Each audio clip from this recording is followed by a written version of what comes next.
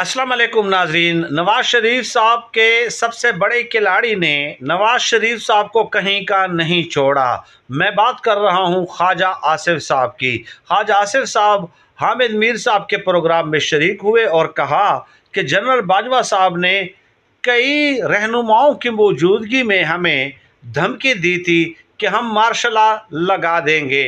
अब इस पे हामिद मीर साहब ने बड़ा अच्छा सवाल पूछा कि अगर उन्होंने मार्शल लॉ की धमकी दी थी जनाब, तो ये तो आइन से गद्दारी है, आइन के खिलाफ बात है। आर्मी एक्ट भी आइन का हिस्सा है, आर्मी एक्ट भी आइन का हिस्सा है। तो आपके सामने कई रहनुमाओं के सामने अगर ये बात की है तो आप उसका एहतसाब क्यों नहीं करते?